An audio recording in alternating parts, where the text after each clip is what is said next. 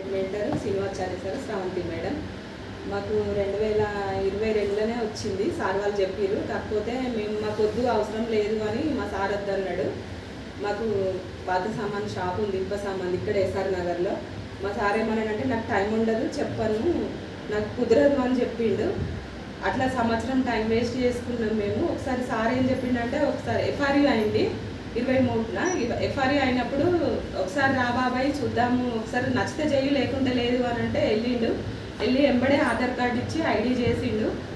ఆయనకు నచ్చిందని ఎంబడే సామాన్ తీసుకొచ్చుకున్నాము. 3000 సామాన్ తెస్తే అసలు మేము వద్దని చెప్పిన. ఫస్ట్ మనం నెలంతా తెచ్చుకునేది నువ్వు ఈ సబ్బులు షాంపులే తీసుకొచ్చినావు, ఇంత అమౌంట్ పెడితే మన పిల్లల ఫీజు ఎట్లా కట్టుకుంటామని చెప్పి బాగా గొడవడ్డా మా సార్తో. నాకు అప్పుడు అర్థం కాలేదు.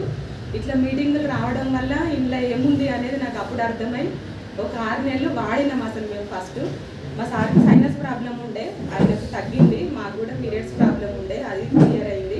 మనకు తగ్గినప్పుడు మనలాంటి వాళ్ళు ఎంతో మంది ఉంటారు కదా, హెల్త్ ప్రాబ్లం ఉన్న వాళ్ళు, వాళ్ళకి హెల్ప్ చేసిన వాళ్ళం అవుతాము అని చెప్పి మేము వాడినాము. వాళ్ళకు కూడా కొందరికి చెప్పినాము.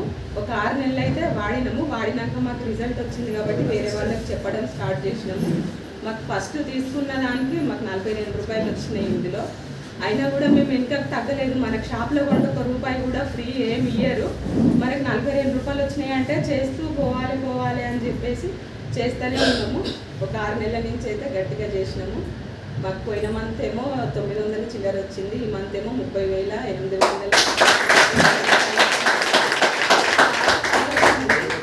మేమంటే మా సార్ షాప్ వల్ల మా పిల్లలకి ఏం ఆస్తులు ఇవ్వలేము.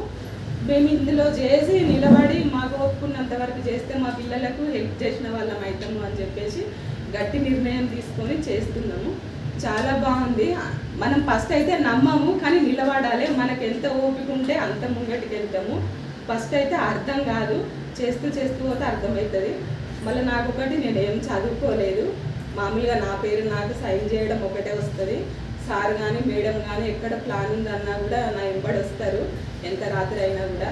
సిద్దిపేట వరకు పోయినాం మేము చెప్పడానికి. నాకైతే మేడం చిన్నపిల్లలు ఉన్నా కూడా వదిలేసి వస్తుంది, మస్తు సపోర్ట్ చేస్తుంది. వాళ్ళకి ఎప్పటికీ మా 3 తరాలు కూడా రుణపడి ఉంటాయి సార్కి.